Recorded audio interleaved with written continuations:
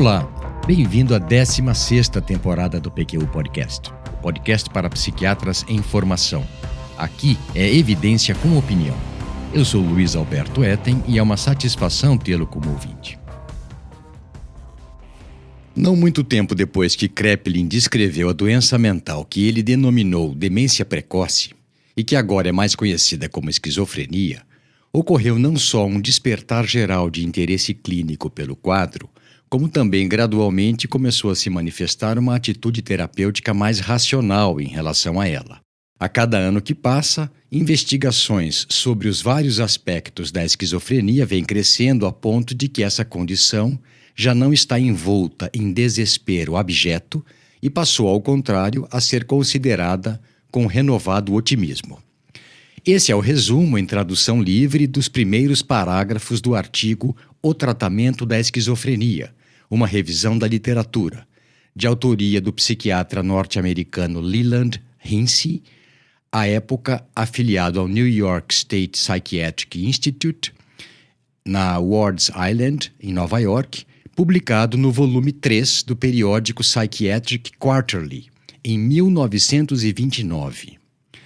Esse artigo do Leland Hincie, que, aliás, também publicou vários livros técnicos e de divulgação da psiquiatria, será o clássico comentado desse episódio do PQU Podcast, que, não custa lembrar, é uma iniciativa independente cujo objetivo continua sendo divulgar informações, evidências e opiniões de interesse para o psiquiatra em formação.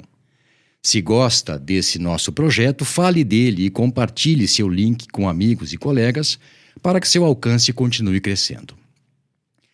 Para entender o presente e se preparar para um futuro melhor, é absolutamente necessário conhecer o passado, no caso, a história de nossa especialidade, e é essa a razão dessa sessão do PQU Podcast.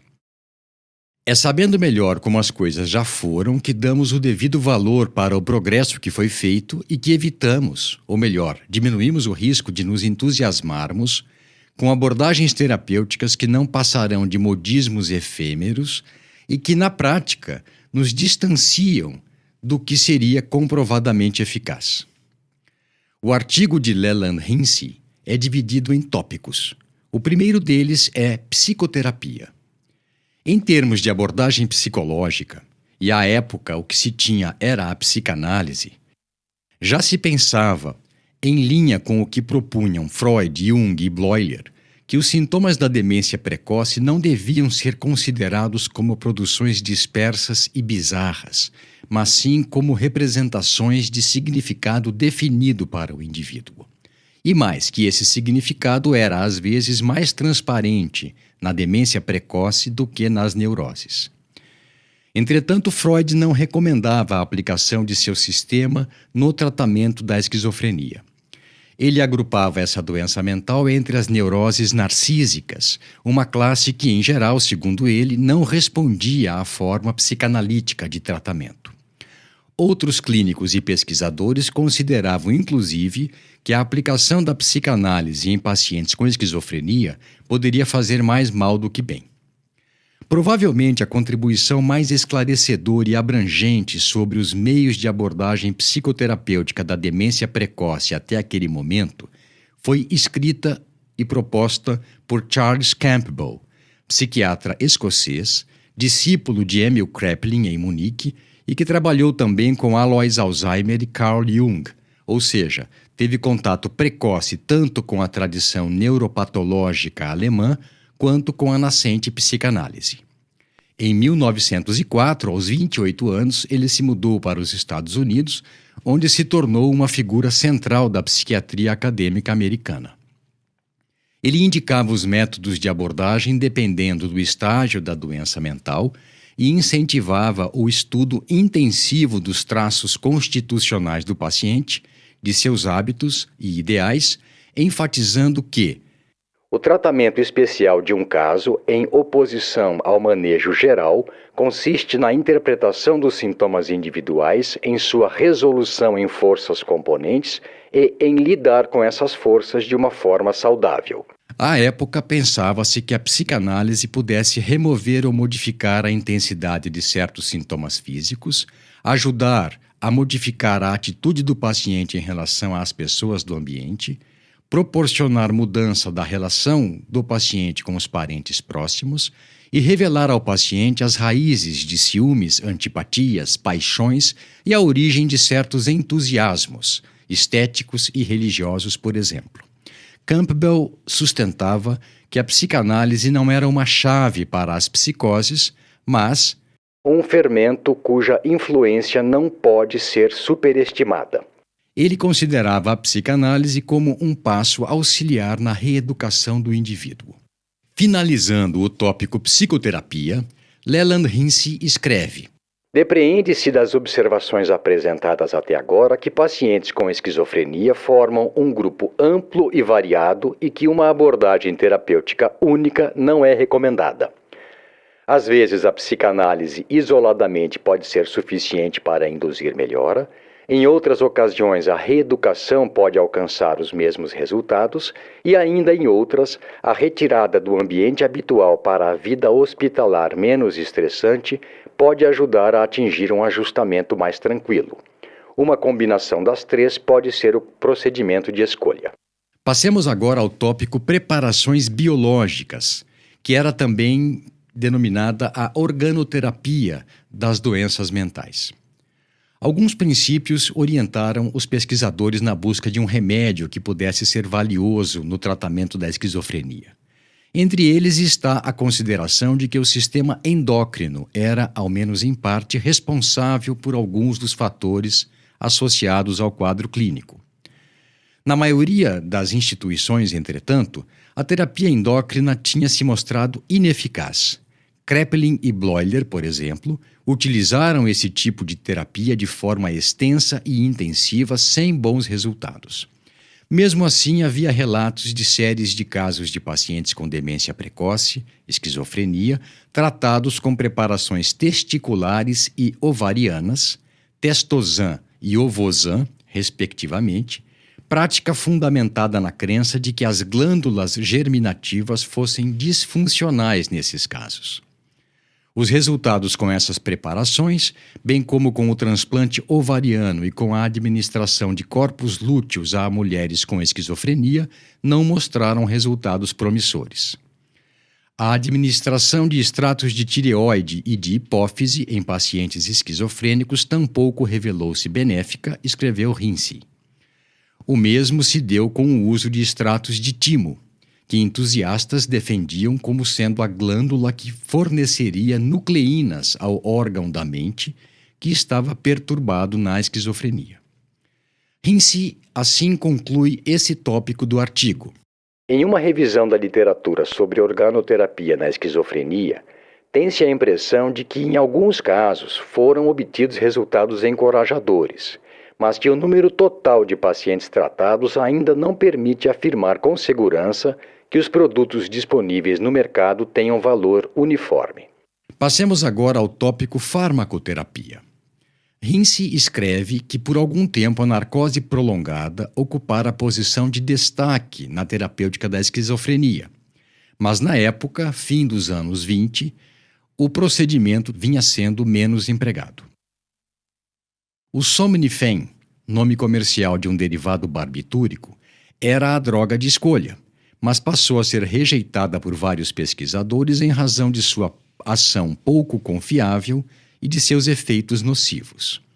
Hinze cita a revisão que compilou 268 pacientes esquizofrênicos tratados por 15 investigadores, dos quais 24, 9% foram considerados muito melhorados, 70, 26% como melhorados, 159, 59% permaneceram sem alteração e 15, 6% morreram. A narcose prolongada era considerada útil para a redução de estados de excitação aguda, mas a médio e longo prazo os resultados tendiam a ser desencorajadores. Hinze destaca que, em um cenário de grande heterogeneidade na evolução da doença, somado a estudos de relativa curta duração, seria arriscado emitir opinião definitiva sobre o mérito do agente terapêutico testado. Alguma familiaridade com um alerta que devemos sempre ter em mente hoje em dia? A esse respeito, escreveu que: com o avanço do nosso conhecimento sobre a esquizofrenia, estamos cada vez mais conscientes de que, particularmente quando os pacientes são atendidos no início da doença, devemos resguardar nossa opinião sobre o prognóstico, pois vários cursos são possíveis. Remissão em maior ou menor grau, tanto em termos de duração quanto de sintomatologia, estabilização, melhora discreta ou agravamento. Também considerada uma forma de farmacoterapia foi a indução de leucocitose artificial, terapia baseada em observações do psiquiatra sueco Halvar Lundvall, que em 1915 publicou uma monografia intitulada Alterações sanguíneas na demência precoce e seu tratamento com leucocitose artificial. Ele relatou que, em condições habituais, na esquizofrenia não ocorre diminuição de eritrócitos nem aumento de leucócitos, mas que há crises sanguíneas, entre aspas, nos estados periódicos de excitação. Nessas crises, o número de hemácias diminui e o de leucócitos aumenta. Em sua busca por uma droga que promovesse leucocitose, Lundvall finalmente selecionou o nucleinato de sódio em fórmula que potencializasse sua ação. De 2 a 15 mililitros da solução eram injetados por via subcutânea 2 vezes ao dia. Algumas horas após a injeção, havia elevação acentuada da temperatura, que geralmente regredia.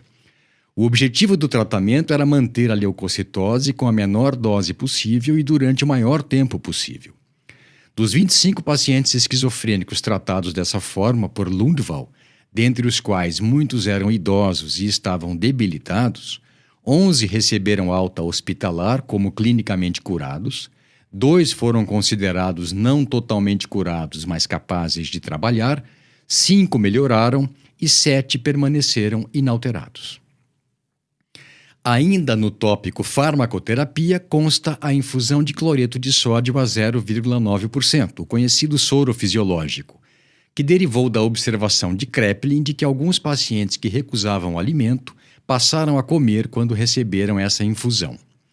Hinze cita um ensaio em que 10 pacientes esquizofrênicos receberam de 300 a 1.000 ml dessa solução endovenosa e, em quase metade dos casos, observou-se despertar de interesse pelo trabalho logo após o tratamento, especialmente nos casos sem sintomas agudos.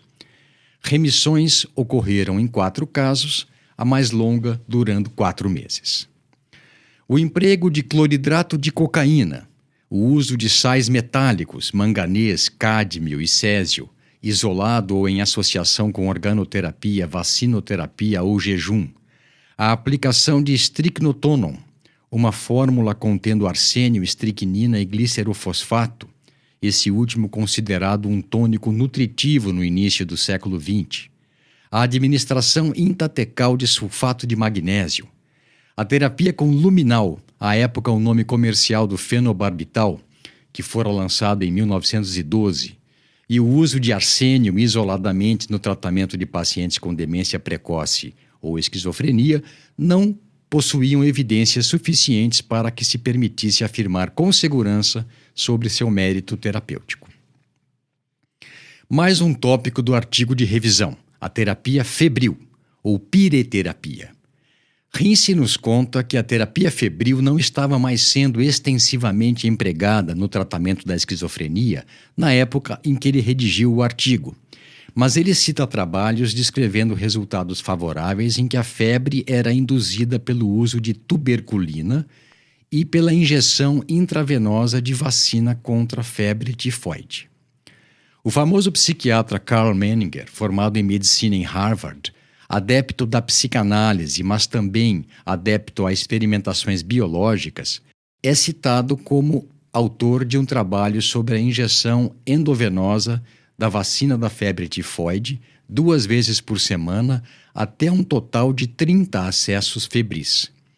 Ele permitia um período de descanso de 2 semanas entre cada série de 10 acessos.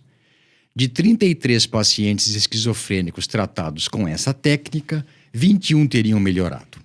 As remissões foram descritas como plenas e completas, mas, como regra, esses pacientes recaíram para a condição anterior à introdução da terapia febril.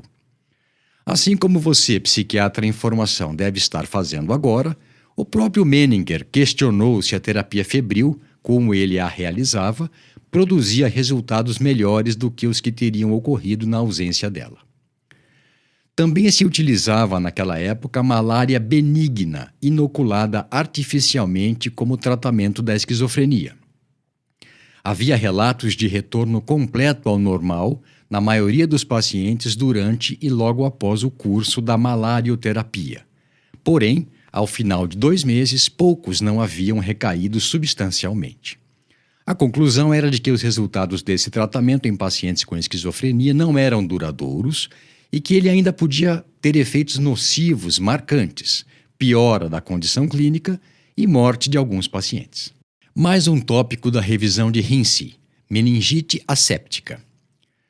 Partindo da hipótese de que na esquizofrenia o plexo coroide poderia estar envolvido a ponto de interferir na quimiotaxia normal e que talvez a demência precoce pudesse se revelar uma carência químico-alimentar em vez de um processo tóxico destrutivo, o médico norte-americano John Carroll, ligado ao New Jersey State Hospital em Trenton, no que o Vinícius chamou de um êxtase de criatividade e ousadia, introduziu soro de cavalo inativado no espaço subaracnoídeo por meio de punção lombar. Retirava-se 25 ml de líquido cefalorraquidiano e injetava-se igual quantidade de soro de cavalo. A ideia era que a irritação asséptica das meninges pudesse estimular defesas imunológicas ou corrigir desequilíbrios químicos no líquor, promovendo melhora do quadro clínico. Seus relatos referiam-se a 5 pacientes que melhoraram com essa forma de tratamento. Um mínimo de 2 e um máximo de 5 injeções produziram lucidez temporária ou permanente em todos os casos de demência precoce assim tratados, segundo Carroll. Em comunicações posteriores, ele e sua equipe relataram que a condição mental de 66% dos casos de demência precoce tratados dessa forma melhorou por 2 a 11 meses, vários apresentando remissão.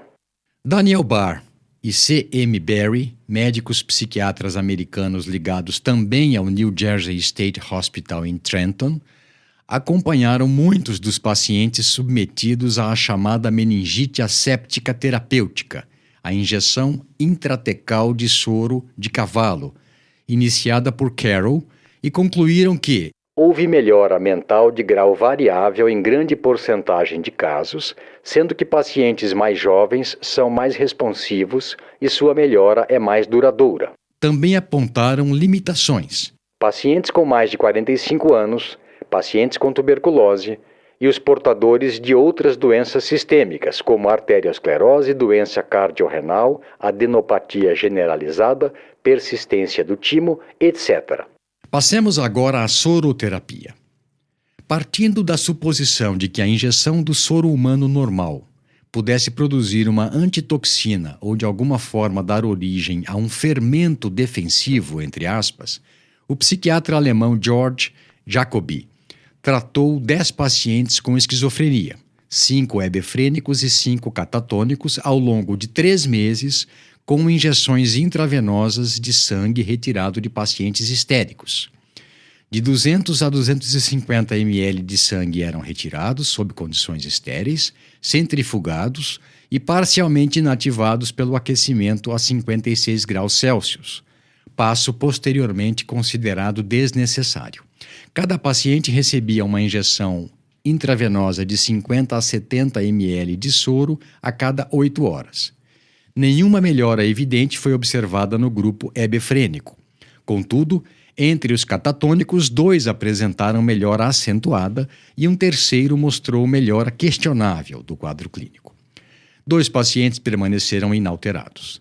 Jacobi não se considerava em posição de afirmar uma relação direta entre as injeções de soro e a melhora clínica, embora sugerisse que ela pudesse existir dada a proximidade temporal entre ambos.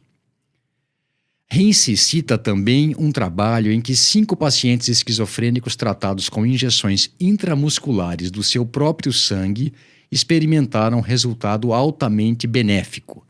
3 deles, tratados precocemente na evolução da doença, responderam de forma favorável. Cita também mais um outro artigo no qual o soro de pacientes em via de recuperação, entre aspas, foi usado para tratar esquizofrênicos em fase aguda. A cada 2 ou 3 dias, durante cerca de um mês, injetavam de 5 a 35 ml de sangue de um paciente cujo estado clínico era semelhante ao do receptor dele. E ele, o receptor, melhorava. Mais um tópico da revisão: a infecção focal. Não poderia deixar de constar na revisão do Hince uma menção ao psiquiatra americano Henry Cotton, que fez treinamento com Kraepelin na Alemanha e foi diretor médico do New Jersey State Hospital em Trenton de 1907 até 1930. Cotton acreditava que transtornos mentais eram causados por focos de infecção crônica no corpo, em dentes cariados, nas amígdalas, no intestino, na vesícula, no apêndice, em órgãos pélvicos, e defendia que a eliminação desses focos infecciosos curaria ou melhoraria substancialmente doenças como esquizofrenia, depressão e até demência. Hince cita a conclusão de Cotton. O tratamento bem-sucedido de 1.400 casos durante os últimos 4 anos, de 1918 a 1921, com apenas 42 de retorno ao hospital, devem ser aceitos como evidência de que nosso trabalho tem sido eficiente. O fato de que nossas recuperações nos últimos 4 anos representem, em média, 80% desse grupo, contra uma média de 37% em um período de 10 anos antes de 1918, deve ser convincente. O que sabemos hoje, e Hince nem imaginava à época, é que Cotton implementou no hospital de Trenton cirurgias em massa para remover dentes, amígdalas, úteros, cólons, vesículas e até testículos e ovários de pacientes internados, relatou taxas altíssimas de cura, entre aspas, até 80% em alguns artigos, que depois se revelaram fruto de estatísticas manipuladas e falhas metodológicas gravíssimas. Além disso, as taxas de mortalidade pós-cirúrgica eram altíssimas. De 30% a 40% dos pacientes operados morriam das complicações cirúrgicas. Nathaniel Kopeloff e George Kirby, do New York State Psychiatric Institute, também são citados por Hince nesse tópico, em uma série de 120 casos apresentando reações maníaco-depressivas, de demência precoce, psiconeuróticas e de personalidade psicopática. A remoção do foco infeccioso em 58 casos não resultou em maior porcentagem de melhora ou recuperação do que em um grupo comparável de 62 casos nos quais os focos de infecção não foram removidos. No que se refere especificamente à demência precoce, Kopeloff e Kirby investigaram 65 casos, dos quais 33 foram submetidos a cirurgias para a remoção de focos infecciosos, enquanto 32 serviram como grupo controle. Esses autores foram importantes porque refutaram com método comparativo a terapia radical de Henry Cotton e mostraram que a remoção de focos infecciosos não produzia a cura ou melhora substancial que Cotton proclamava. O médico americano Walter Scott Holmes elaborou uma teoria sobre a etiologia e o tratamento da esquizofrenia, considerando que haveria uma molécula tóxica no seco que, por processo seletivo, agiria sobre o cérebro para produzir os sintomas mentais e, posteriormente, as lesões histopatológicas da demência precoce.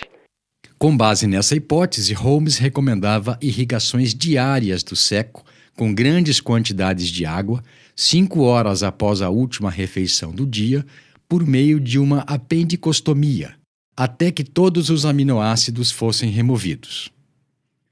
Ele descreveu pelo menos um caso em apoio de sua teoria. Mais um tópico: a fisioterapia. Os relatos na literatura sobre fisioterapia na esquizofrenia eram poucos na época da revisão de Hince, mas ele cita o de Pręgowski, psiquiatra polonês, que acreditava que os distúrbios da demência precoce estivessem relacionados a alterações no sistema vasomotor e por isso recomendava a aplicação de compressas quentes na região da coluna vertebral e aconselhava massagem em toda a superfície do corpo. Em outras ocasiões, empregava duchas de alta pressão e banhos quentes. Por fim, prescrevia pequenas doses de iodo. E sobre procedimentos cirúrgicos? Dentre os procedimentos cirúrgicos com vistas ao tratamento de pacientes com esquizofrenia, há relatos de vasectomia, cujos resultados foram bastante indefinidos, e de punção lombar. Louis Robinson, psiquiatra americano, defendia a hipótese de que excesso de líquido cefalorraquidiano causaria o estupor catactônico e utilizou a punção lombar como tratamento em alguns casos. Ele acreditava que a remoção desse excesso de líquido cefalorraquidiano teve importância na melhora de 3 pacientes catatônicos. Há também um tópico na revisão de Hinze sobre terapia ocupacional. Ele conta que um dos recursos auxiliares mais influentes no manejo de pacientes esquizofrênicos era a terapia ocupacional, à época também denominada terapia industrial. Nesse grupo de pacientes em particular, a restauração da capacidade para o trabalho era de grande importância. Tudo o que pudesse estimular uma externalização de seus interesses seria útil. A terapia ocupacional deve ser vista como um meio para um fim, e o fim sendo o estabelecimento de um rapport com o paciente, de modo a que medidas psicoterapêuticas possam ser implementadas. Mesmo que a etiologia da esquizofrenia fosse obscura, era tido como certo que existiam elementos psíquicos em praticamente todo paciente que eram mais ou menos acessíveis a uma abordagem psicoterapêutica. Hinze cita o psiquiatra britânico John Humphrey, ligado ao movimento de reforma da assistência psiquiátrica no início do século XX, que disse que a primeira coisa pela qual parece valer a pena lutar é preservar tanto quanto possível o contato com a vida normal. Hinze conclui esse tópico afirmando haver muitas referências na literatura sobre a influência da terapia ocupacional no manejo de pacientes esquizofrênicos, quase todas de teor favorável. Por fim, Leland Hinze sumariza seu artigo de revisão dizendo que, de modo geral, a terapia medicamentosa costuma ser útil como meio de tornar o paciente mais acessível à psicoterapia. A terapia ocupacional ocupa posição semelhante ao oferecer ao paciente uma oportunidade de expressar suas necessidades e interesses e, por meio dessa expressão, abrir caminho para investigação e tratamento mais profundos das questões psicológicas peculiares ao caso em questão. Muito bem. Com isso, eu termino a apresentação desse artigo clássico. E daí? Você, cara e caro ouvinte, podem perguntar. E eu com isso?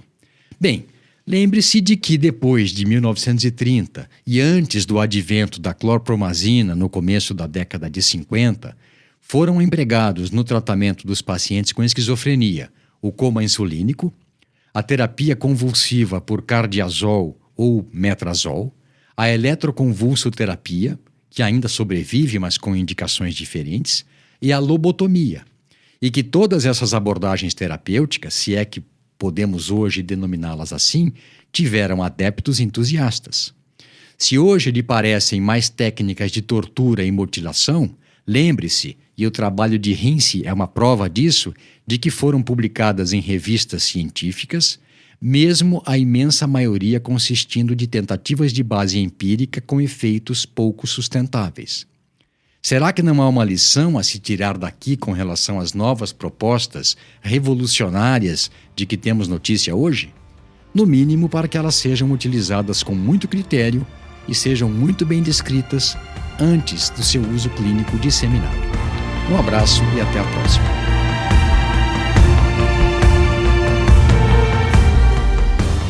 Você ouviu mais um episódio do PQU Podcast. Acesse nosso site pqpodcast.com.br, onde encontrará todos os episódios já publicados, com as respectivas referências organizados por data, autor e sessão. Também estamos no Instagram e no YouTube. Agradecemos sua atenção.